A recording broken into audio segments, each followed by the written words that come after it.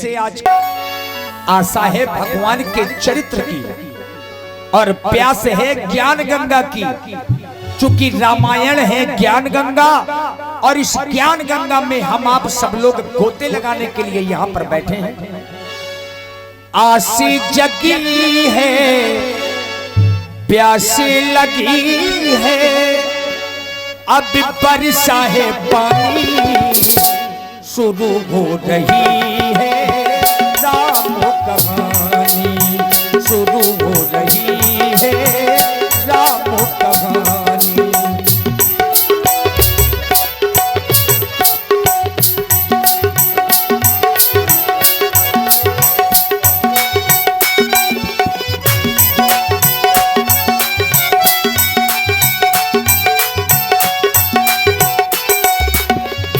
आशी जगी है, प्यासी लगी है, बरसा है पानी शुरू हो रही है, राम कहानी शुरू हो रही है, राम कहानी।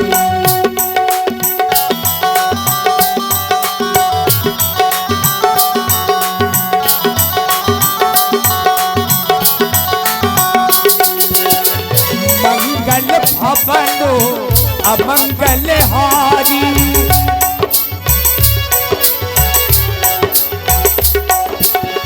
मंगल भवनो अमंगल हारी, त्रिबहु सुत दशरथ अजिर बिहारी, त्रिबहु सुत दशरथ अजिर बिहारी। आशी जगी है, प्यासी लगी है, बरसा है पानी शुरू हो रही है, राम कहानी शुरू हो रही है, राम कहानी शुरू हो रही है, राम कहानी। ये क्या कि मेरे महाप्रभु ने मुझे लौटा दिया, मुझे अपने साथ क्यों नहीं ले गए? मैं अयोध्या जाकर के महाराज दशरथ से क्या कहूंगा कि महाराज दशरथ मैं आपके पुत्रों को वन में छोड़ आया नहीं।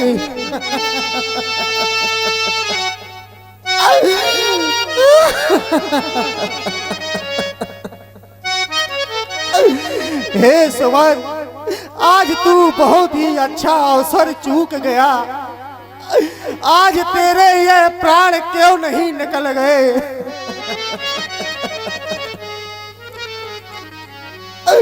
अरे ये धरा क्यों नहीं फट गई? सुमंत इसमें समा जाता, हाय विधाता। ये दृश्य देखने से पहले मेरी आंखें अंधी क्यों नहीं हो गई?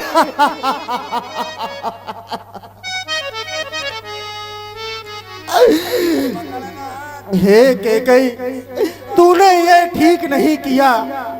मेरे महाप्रभु को वन में भेज दिया। कैकेयी, तूने ये ठीक नहीं किया। महाराज दशरथ के बगिया के वो दो पुष्प तूने जिनको खिलने से पहले ही तोड़ लिया। नहीं नहीं, हे विधाता, तूने ये दुनिया ही क्यों बनाई?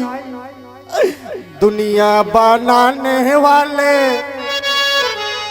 दुनिया बनाने वाले क्या तेरे मन में समाई? तूने काहे को दुनिया बनाई? तूने काहे को दुनिया बनाई? मेरे महाप्रभु, दुनिया बनाने वाले का तेरे मन में समाई। तूने काहे को दुनिया बनाई? काहे को दुनिया बनाई? काहे बनाए तूने माटी के माटी के बोतले धरती है प्यारी प्यारी मुखड़े हो जेले काहे बनाया तूने दुनिया का खेला काहे बनाया तूने दुनिया का खेला जिसमें लगाया जवानी का मेला चुप चुप तमाशा देखे चुप चुप तमाशा देखे वारी तेरी खुदाई काहे को दुनिया बनाई तूने काहे को दुनिया बनाई दुनिया बनाने वाले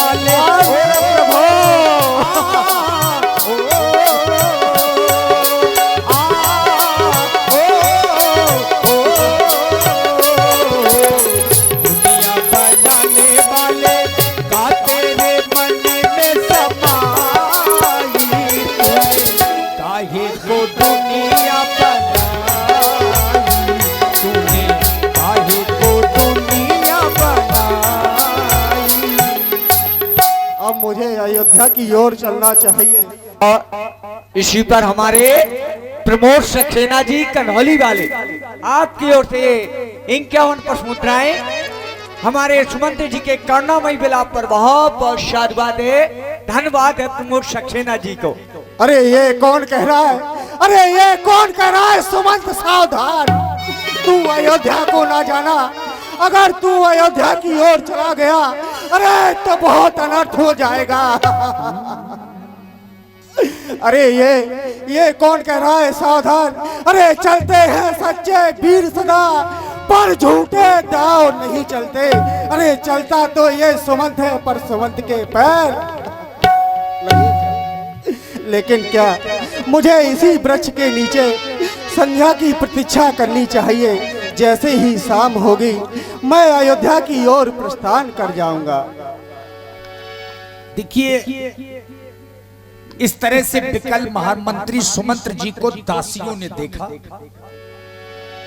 दासिन दीखे सचिव बिखलाई कौशल्या गृह गई लबाई। दासी अपने साथ में मंत्री सुमंत्र जी को लेकर के राजा दशरथ जी के पास में गई और ज्यों ही देखी सचिव जय जीव कही कि दंड प्रणाम सुनत उठ्यो व्याकुल नृपति कहु सुमंत्र कहु राम। महाराज के चरणों में सुमंत का प्रणाम स्वीकार हो।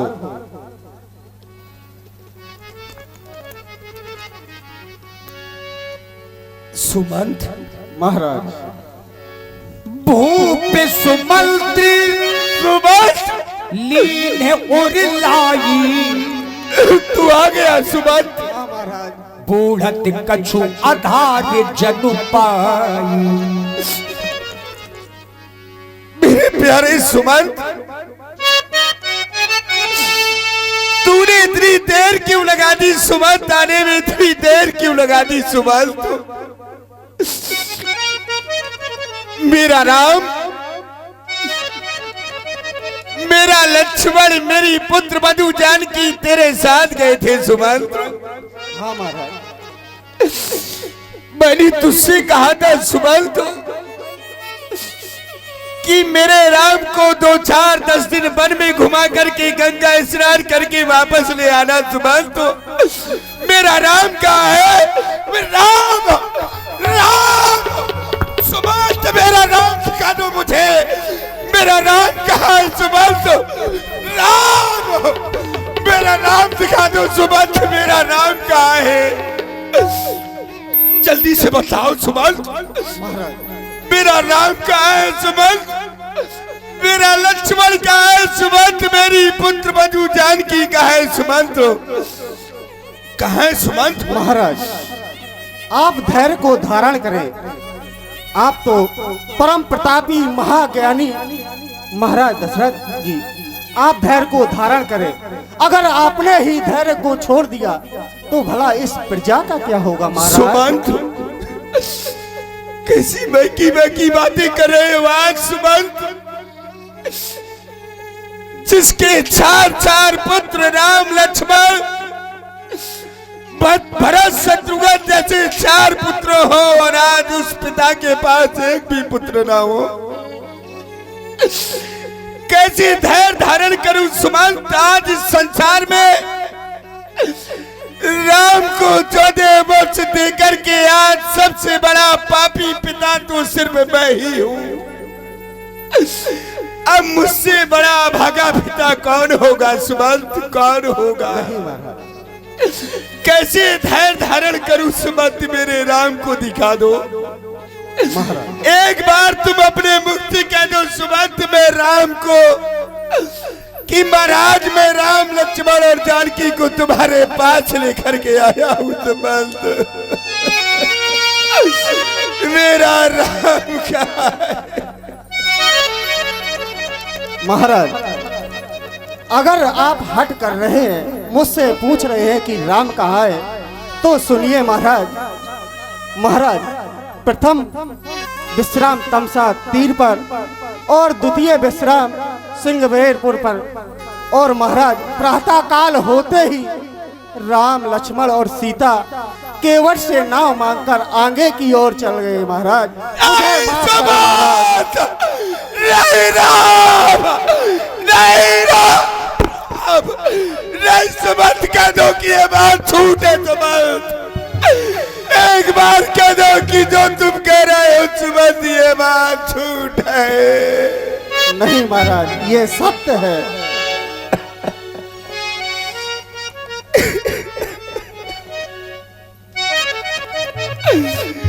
बड़ा भागा पिता हूं मैं, जो मैंने अपने बेटे को 14 वर्ष का बर्बाद दे दिया सुमंत। आज तक तुमने मेरी आज्ञा का कभी उल्लंघन नहीं किया सुमंत, लेकिन आज तुमने मेरी आज्ञा का उल्लंघन कर दिया सुमंत। मेरी आज्ञा का उल्लंघन कर दिया सुमंत, उल्लंघन कर दिया।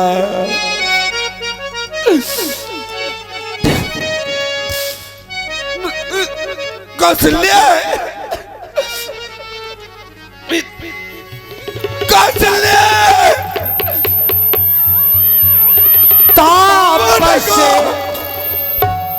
ताप से अंधे श्राप सुधि आई, कौशल्य ही सब कथा सुनाई। वो देखो कौशल्या,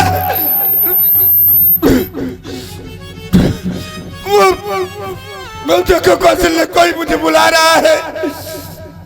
मेरी आंखों में अंधेरा सा छा रहा है कौशल्या। महाराज, वहाँ तो कोई नहीं है। महाराज, आप धैर्य को धारण कीजिए। महाराज, ये आपको क्या हो गया है?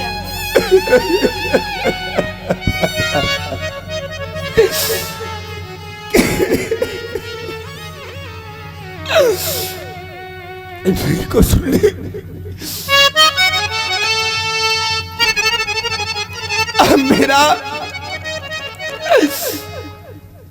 मेरा अंतिम समय आ गया कौशल्या। भगवान के लिए ऐसा आज ये काली घटा, आंखों में ये काली रात्रि सी छा रही है। आज मुझे याद आ रहा है जो कौशल्य बात मैंने तुझे अभी तक नहीं बतलाई, ये राज अभी तक मैंने तुझसे छुपा करके रखा कौशल्य। आज सुबह बताने का समय आ गया कौशल्या। महाराज, वो कौन सी बात है? मैं कौशल्या, जानना चाहती हूँ। ये हमारे तुम्हारे विवाह के समय की बात है, जब मेरी युवावस्था थी और इसी सुंदर प्रस्तुति में आप हैं पवन साउंड सर्विस ग्राम धमना से। पवन भैया की ओर से 21 मुद्राएं श्री दशरथ जी के चरणों में समर्पित हैं। साधुवाद। जब मेरी युवावस्था थी महारानी कौशल्य, मैं घोड़े पर सवार होकर के शिकार खेलने के लिए जा रहा था कि अचानक मुझे जल में एक जानवर के पानी के पीने की आवाज से सुनाई पड़ी। मैंने सोचा कौशल्य कि कोई जल में कोई जानवर पानी पी रहा है। मैंने अपने तरकस से लक्ष्य भेदी बाण निकाला और लक्ष्य भेदी बाण को अपने इस धनुष पर चढ़ा करके उसका संहार कर दिया। जब मैंने उसका संधान किया, वो जाकर के शब्द सुनकर के वह बाण अपने लक्ष्य को प्राप्त कर चुका। लेकिन जिस समय वह बाण, वो कोई जानवर नहीं था, वो तो एक मनुष्य था कौशल्य, वो तो एक मनुष्य था।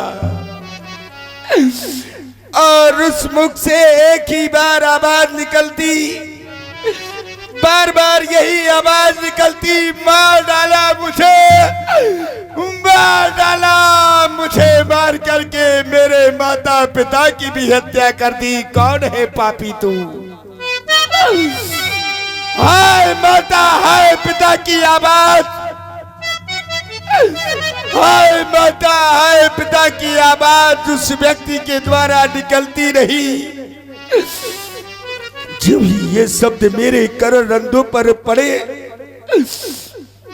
मैं दौड़ करके वहां पर गया और मैंने देखा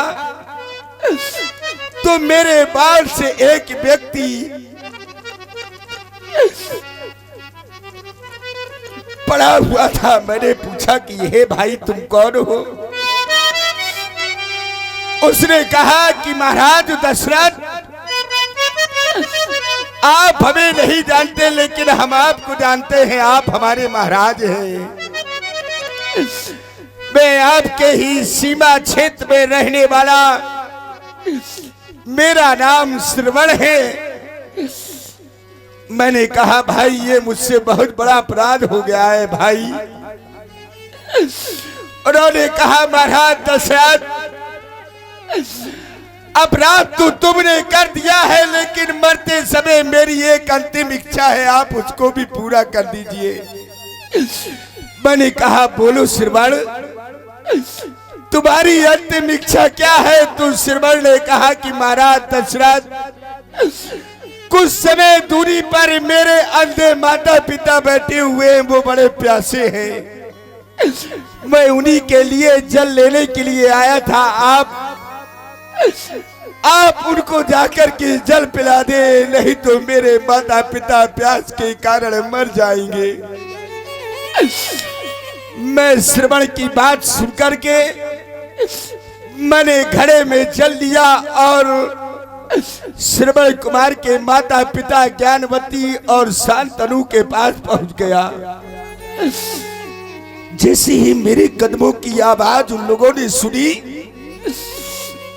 मुझसे कहा कि अरे श्रवण, श्रवण तू आ गया, ला जल्दी से हमें पानी पिला दे क्योंकि प्यास के कारण हमारा गला सूखा जा रहा है।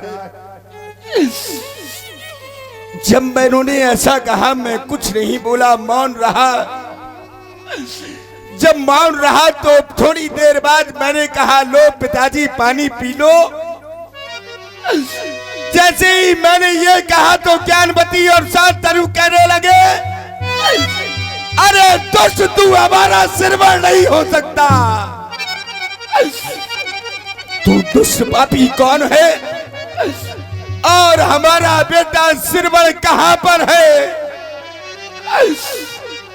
मैंने कहा पहले आप जल ग्रहण कर ले, फिर मैं आपको बतलाऊंगा कि आपका श्रवण कहाँ है। उन्होंने कौशल्य जल ग्रहण नहीं किया, कहा कि जब तक तुम हमारे बेटे का पता नहीं बताओगे हम दर ग्रहण नहीं करेंगे। और मैंने बताया कि मेरे हाथों से तुम्हारे बेटे का वध हो गया है। मैं अयोध्यापुरी का राजा दशरथ हूं। मैं अयोध्या का राजा दशरथ हूं। मेरे द्वारा ही तुम्हारे पुत्र श्रवण का वध हुआ है। जब ऐसा सुना तो ज्ञानवती और शांतनु बड़े दुखी हुए और मुझे कहा, राजा दशरथ, अगर मैं चाहूं तो मैं तुम्हें इसी समय भस्म कर सकता हूं, लेकिन तुमने अपना अपराध स्वयं कबूल किया है, अपना अपराध स्वयं स्वीकार किया है, इसलिए हम तुम्हें मृत्यु दंड नहीं देंगे। लेकिन याद रखा कि जिस तरह से पुत्र के वियोग में आज हमारे प्राण जा रहे हैं, उसी तरह से पुत्र के वियोग में तुम्हारे भी प्राण जाएंगे। एक भी पुत्र तुम्हारे सभी पे नहीं रहेंगे। देखो ना कौशल्य, आज एक भी पुत्र मेरे पास भी नहीं है। भरत शत्रुघ्न ननिहाल में और राम और लक्ष्मण 14 वर्षों के लिए वन में। आज मुझे ज्ञानवती और शांतनु का वो श्राप, आज उस श्राप की अंतिम अवधि पूर्ण होने जा रही है। वो देखो, नहीं, वो देखो, मेरी आंखों में अंधेरा सा छा रहा है। कौशल्य, राम, कौशल्य,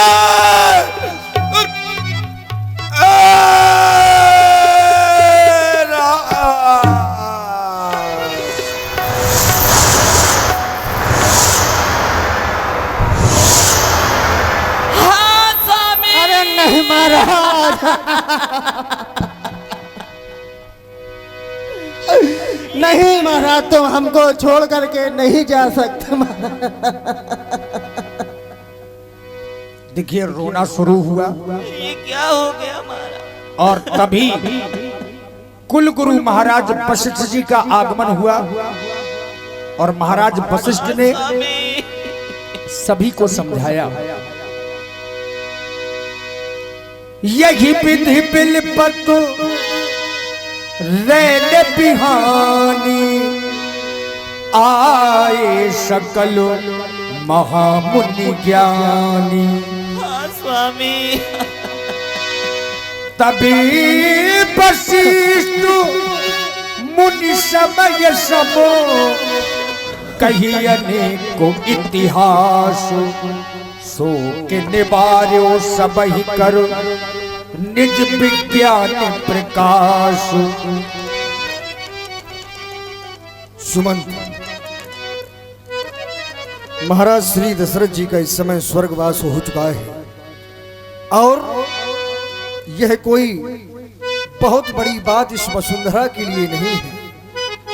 ये तो विशेष राजा हैं और ये क्या, इस वसुंधरा पर यदि विशेष उस परमात्मा ने भी जन्म लिया है तो उन्हें भी इस धराधाम को छोड़कर जाना पड़ा है, क्योंकि यह विधि का विधान है, जो जन्मा सो निश्चय नासा और जो नासा सो पुनः प्रकाशा। इसलिए अब तुम शोक का परित्याग कर दो, शीघ्र ही किसी धामन को बुलवाया जाए।